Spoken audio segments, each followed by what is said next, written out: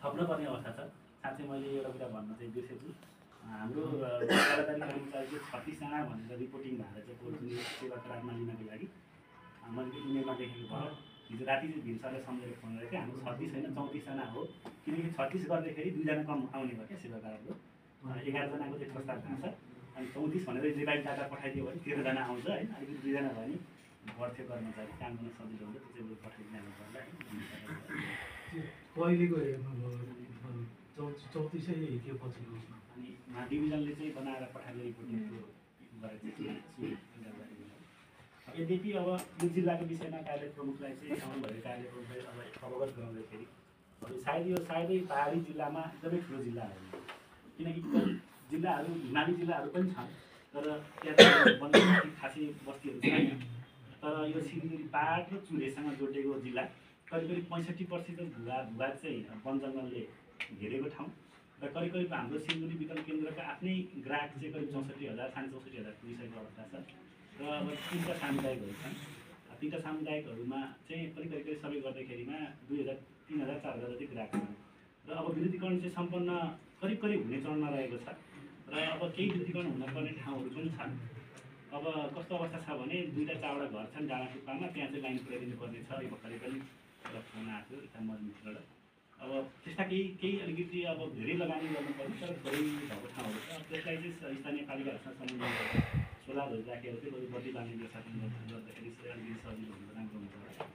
र अब म यहाँ बस्दाखेरि अब एक हिसाबले 2टै आर्थिक वर्षमा हामीले लस कलेक्सन एसिपी मेजर टार्गेटहरू चाहिँ कम्प्लिटली पुरा गरेको अवस्था पनि थियो छ। त्यसको लागि चाहिँ अब दिनरात अहोरात्र रूपमा खटिने, या त्यो काम पनि यति धेरै काम भयो, त्यो काम गराउनको लागि पनि खटिने। अब इन्जिनियर साहब त एभ्री चाहिँ अब करिब अघिल्लो वर्ष त लगभग वर्षैभरि फिल्मै हुनुभयो होइन उहाँले, किनकि अब केही ठेलाहरू पनि थिए, तिनीहरूसँग जुट्दै लड्दै भिड्दै अब संस्थाको हितमा हुने गरी निर्णय गर्ने प्रयास गर्दै धेरै प्रेसरहरू थेक्दै चाहिँ हामीले अब केही करिब टुङ्गाउने अवस्थामा पुगेको अवस्था पनि छ।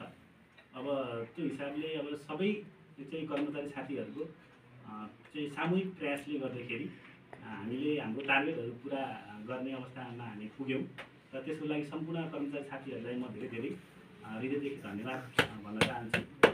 र अब बाँकी रह्यो, अब जाँदै गर्दाखेरि कार्य प्रमुखहरूलाई मैले केही कुराहरू जानकारी गराउनु पनि पर्ने हुन्छ। मैले आफूले गरेको भन्दा नि गर्न नसकेको र अब हजुरले गर्नुपर्ने कामहरू चाहिँ म थोरै केही भन्न चाहन्छु। जस्तै म आउँदै गर्दाखेरि कस्तो भयो भने अब पुरै फोकस मलाई विद्युतीकरणमा थियो, म्यानेजमेन्टको पनि मैले फेरि धेरै फोकस दिन पनि सकिनँ र मलाई थाहा पनि थियो कि धेरैतिरबाट हात हाल्यो भने सबै कुरा सक्सेस पनि भइँदैन। त्यो हिसाबले मैले आउँदाखेरि पनि देखेको समस्या हो। चनौतीमा हुँदाखेरि त मैले केही हदसम्म मैले त्यहाँ चाहिँ गरेको पनि थियो, मिटर रिडिङ एरियाहरू टुक्राउने सबै कुराहरू। मिटर रिडिङको चाहिँ एकदम समस्या छ, त्यो मैले पनि आफूले गर्न अब सकिनँ। अब त्यो कुरालाई चाहिँ अलिकति फोकस गर्नुपर्ने सेक्टरहरू भनेको एउटा मिटर रिडिङ छ।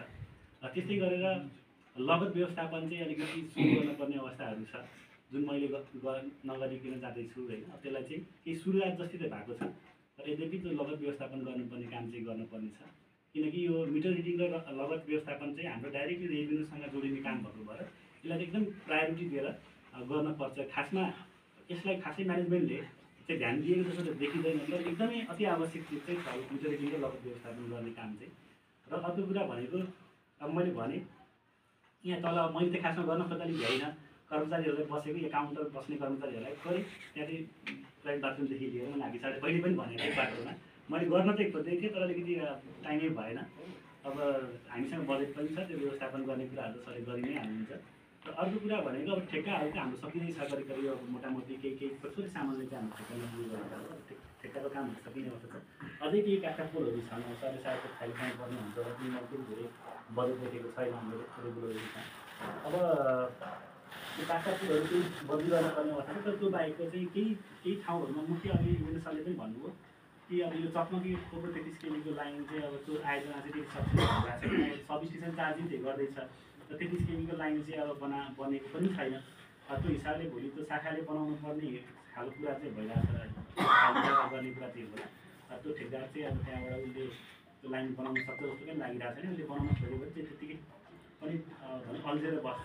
त्यसलाई बरु चाहिँ समन्वय गरेर ठेकदारले काम जब गर्दैन भने त्यो ठेकदारले कसरी हुन्छ टर्मिनेट गर्ने र अर्को ठेक्का लगाउने हो अथवा के गरेर हुन्छ त्यति केबीको लाइन पुऱ्याइयो भने सब्स्टेसन चाहिँ कन्ट्र्याक्टरले चाहिँ चार्ज गर्न सक्ने मैले देखिरहेको छु।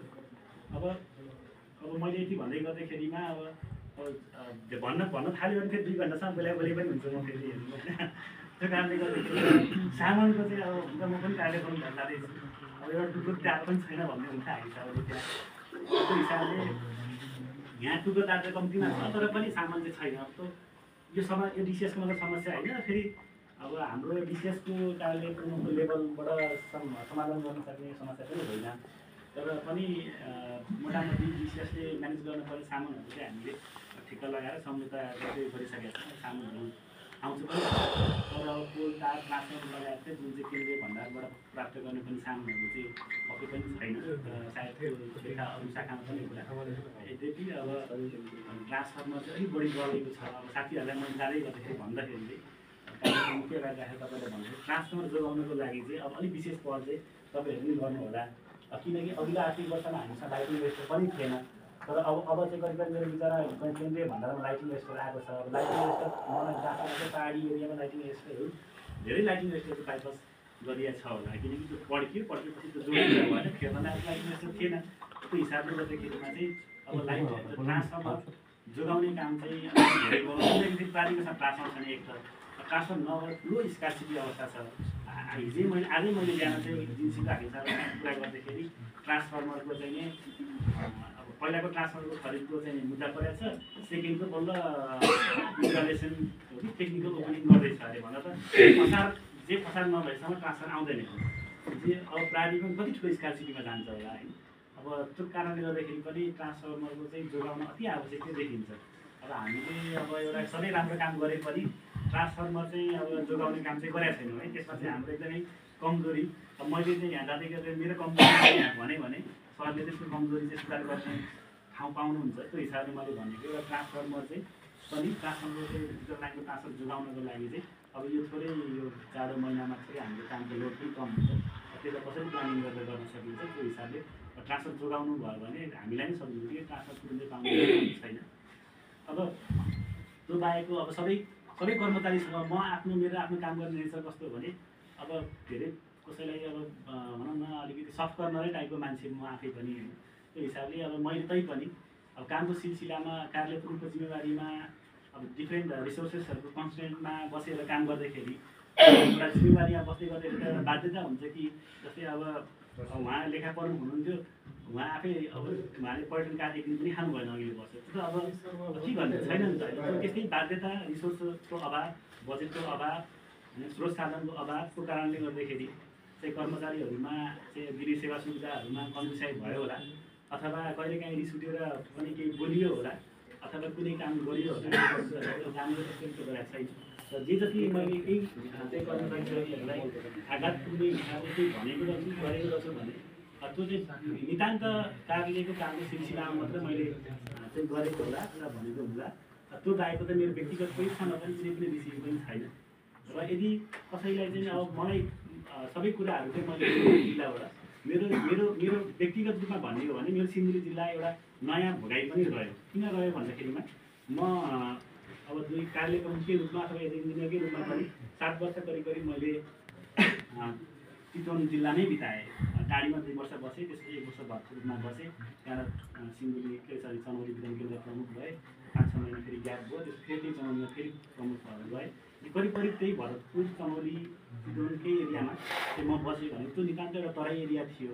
तर त्यहाँबाट म यो सिन्धुली जिल्ला आउँदाखेरि त मैले सिन्धुली जिल्लाको नाम चाहिँ सुनेको थिएँ नक्सामा पनि देखेको थिएँ तर मलाई यो सिन्धुली जिल्लाको भूगोल कस्तो छ भन्ने थाहा थिएन कि मलाई कम्प्लिटली म चाहिँ कसैले पहाडी एरिया हो भन्ने चाहिँ मेरो दिमागमा थियो। किनकि अब हाइवे गयो पूर्व पश्चिम त गयो होला तर अहिले यता कहिले नै आइएन। यो मदर भण्डार राजमार्ग बनाए भए पनि सायद आइन्थ्यो देखिन्थ्यो होला तर त्यो पनि भएन। आउँदै गर्दाखेरि चाहिँ मैले यो बागमती बकैया हुँदै आउँदै गर्दाखेरि चाहिँ म कस्तो एकदम रमणीय ठाउँमा आए जस्तो मलाई चाहिँ फिल भएको थियो कि होइन। अब त्यहाँबाट काठमाडौँबाट आएको भए चाहिँ अलिकति पहाडी एरिया जस्तो लाग्थ्यो होला अलिकति थोरै तराई चुरेको रेन्जतिरबाट आएँ। अब मलाई चाहिँ कता कस्तो खालको फिल भएको थियो भने माडी भन्ने ठाउँ छ क्या चितवनमा पनि एउटा राष्ट्रिय निकुञ्जले घेरेकै जस्तै मध्यवर्ती क्षेत्रले घेरेको जस्तै एउटा चाहिँ नगरपालिका छ। त्यस्तै टाइपको चाहिँ किनकि त्यहाँ नजिक नजिक चुरेको पाहाडहरू छ होइन, त्यस्तै टाइपको रमणीय चाहिँ ठाउँ जस्तो त्यस्तै महसुस गर्दै आएको थिएँ। अब तर यहाँ आएर चाहिँ बस्दाखेरि काम गर्दाखेरि छुट्टै एउटा पाहाडी एरियाको छुट्टै एउटा एक्सपिरियन्स भनौँ। किनकि मलाई चाहिँ के लागेको थियो भने त्यो एउटा बादर झुला भन्ने ठाउँ छ जहाँ 750 घरधुरी छ। त्यो 750 घरधुरीलाई विद्युतीकरण गर्न भनेर 3.5 करोड चाहिँ बजेट 3 करोड समथिङ त्यस्तै त्यो बजेट चाहिएको थियो। अब मलाई के त्यो 3 करोड खर्च गरेर अब 750 जनालाई चाहिँ बत्ती बाल्ने भन्ने मलाई लागेको थियो। तर यहाँ त 750 के को 3 करोड 15 करोड खर्च गर्ने अवस्था रहेछ होइन। भनेपछि त्यो एउटा छुट्टै एउटा भोगाइ भयो। अब त्यो कारणले गर्दा यो जिल्ला चाहिँ फेरि कस्तो भने राजमार्गले एकदमै जोडिएको जिल्ला छ। एउटा मदन भण्डारी राजमार्ग छ, एउटा बिपी हाइवे छ र अनि अर्को मध्यपारी लोकमार्ग, मध्यपारी लोकमार्ग छ। अनि 3टा मेजर हाइवेहरूले चाहिँ को कनेक्टिभिटी भएको जुडेर फेरि यो महाभारत रेलसँग जोडिने चाहिँ एकदमै अब र वन क्षेत्र स्पेसली वन र वन पर्यावरणमा चाहिँ एकदमै धनी जिल्ला पनि हो र पाहाडी जिल्लाहरूमा एकदमै ठुलो जिल्ला पनि हो। भूगोलले लामो पनि छ यसको चाहिँ स्ट्रक्चर। त्यो सबै हिसाबले चाहिँ यो जिल्ला चाहिँ अब काम गर्ने र कामको मेरो मलाई चाहिँ आफ्नो भोगाइ मैले तपाईँलाई भन्दाखेरिमा एकदमै मलाई चाहिँ भूगोल र बस्ने ठाउँ पनि एकदमै रमाइलो लाग्यो। कर्मचारी साथीहरू पनि एकदमै अब सौहार्दपूर्ण वातावरणमा मैले काम गर्ने मौका पाएँ। अब केही साथीहरूबाट सिक्ने मौका पनि पाएँ, केही साथीहरूलाई सिकाउने मौका पनि पाएँ। त्यो हिसाबले चाहिँ मैले काम गर्ने प्रयास गरेँ र तपाईँहरूले धेरै चाहिँ अब मलाई चाहिँ भनौँ न जिन्दगी गर्न मिसिने गरी अब मेरो चाहिँ जोर्नी चाहिँ यहाँबाट सुरु भयो जस्तो मलाई लागिरहेको थियो। किनकि तराईबाट म पाहाड अझ ठुलो पाहाडमा गएँ म रामेछाप होइन। त्यहाँ त अब हिमालयसम्म पनि हिँड्नुपर्छ भन्नु त त्यस्तोतिर कतिको ठाउँमा होइन। तर यति म घुमेको पनि छु रामेछापसम्म चाहिँ माथिसम्म। तर पनि अब एउटा यतातिर लागिरहेको हो कि म जस्तो पनि मलाई लाग्छ। तर कि म यतातिर जान खोजिरहेको थिएँ। अब त्यो समय परिस्थितिले मलाई यतातिर लागिरहेको पनि छ। तर पनि अब यो एउटा कर्मचारी भइसकेपछि म्यानेजमेन्टले लगाएको काम निरीक्षण गरेको काम दिएको जिम्मेवारीलाई चाहिँ निर्वाह गर्दिनँ भन्न पनि मिल्दैन। र त्यही सिलसिलामै अब एकतिर जान खोजेका मान्छे एकतिर जानुपर्ने अवस्थाहरू त्यो सिर्जना भयो। अब यद्यपि त्यसलाई सहर्ष स्वीकार गरेर आफ्नो जिम्मेवारी निर्वाह गर्न पर्ने नै छ। र अब फेरि यहाँबाट सदर भएर म धेरै टाढा पनि गएको छैन। हिँड्ने बाटो यही नै हो। अब मैले यहाँ मेयर साहबतिर मेयर साहब सिडिओ साहब सबलाई मैले भनेँ अब केही अप्ठ्यारो पर्दा हिँड्न केही ठोकेला एसपी साहब केही पऱ्यो भने कहाँ म कहाँ जाँदैछु तपाईँलाई नै भन्ने। तर मेरो त रामेछापको त शाखा त मन्थली भनेर छेउमा छ होइन, जिल्ला त कहाँ छ। तर अब कामको सिलसिला त अलग कुरा भयो। तर हिँड्दाखेरि काठमाडौँ जाने बाटो आखिर यही सिलगढी जिल्ला आएर जानुपर्छ। घर जानु पऱ्यो भने कहाँ सिलगढी जिल्ला आएर जानुपर्छ र अधिकांश सिलगढी जिल्लामै ट्राभल गर्ने देखिन्छ। त्यो हिसाबले चाहिँ अब एक हिसाबले तपाईँहरूबाट यहाँबाट म त्यहाँ सदर भएर जाँदै गर्दाखेरि पनि तपाईँहरूसँग चाहिँ म किपिङ टचमा चाहिँ सायद हुन्छु होला। किनकि हाम्रो लाइन पनि कनेक्टिभिटी छ, गर्नुपर्ने मिलेर गर्नुपर्ने कामहरू धेरै छन्। अब म यहीँ हुँदाखेरि त्यहाँ रामेछापको हाकी साहबले जाउँ न यो गरौँ भने चाहिँ अब त म त्यहाँ गएर चाहिँ म यहाँ आउँदाखेरि गरौँ भने चाहिँ म त्यहाँ गएर नगर्ने कुरा आउँदैन। अब गर्नै पर्छ होइन। अब एक हिसाबले चाहिँ हामी दुईवटा जिल्लाको चाहिँ लाइनको चाहिँ लेनदेन भनौँ न एक हिसाबले छ। जस्तै अब कम्प्लिटली तपाईँको रामेछाप जिल्ला बाल्नुपर्ने अवस्था पनि आउँछ अथवा रामेछाप जिल्ला बाल्नुपर्ने अवस्था पनि आउँछ। यद्यपि हामीले हाम्रो लागि मेजर सोर्स चाहिँ सिलगढी जिल्लालाई चाहिँ ढल्केबाट हो। अब त्यो हिसाबले अब मिलेर यो संस्थाको प्रगतिको लागि हामी सबै कर्मचारीहरू मिलेर यसरी काम गऱ्यौँ भने पक्कै पनि सफलता हात पार्न सकिन्छ। संस्थाको वृद्धि विकास भयो भने हाम्रो कर्मचारीको वृद्धि विकास पनि हुन्छ भन्ने मलाई लाग्छ। अब मैले अब के भन्न छुट्यायो भने चाहिँ मैले के भन्न छुट्याएको जस्तो लाग्दैन। यद्यपि अब सबै साथीहरूलाई सबै शिक्षाका सबै खासका साथीहरूलाई चाहिँ अब मैले धेरै अब अन्तिममा धन्यवादै भन्नुपर्छ। धन्यवाद भनेर म जाँदैछु। यद्यपि तपाईँहरूसँग सिभिल टचमै रहनु र अब आउनुभएका हाकिम साहब सिलगढी जिल्लालाई आफ्नो कार्यक्षेत्र बनाएर आउनुभएको सतीश सरले पनि एकदमै रमाइलो ठाउँमा आउनुभएको र एकदमै साथ दिने कर्मचारी साथीहरू हुनुहुन्छ। अब तपाईँको आफ्नो कार्यकाल पनि यस जिल्लामा एकदम सुखद रहोस् र त्यसको शुभकामना अग्रिम शुभकामना भन्न पनि चाहन्छु। र यति भन्दै मेरो चाहिँ 2 शब्द यही अन्त्य गर्छु।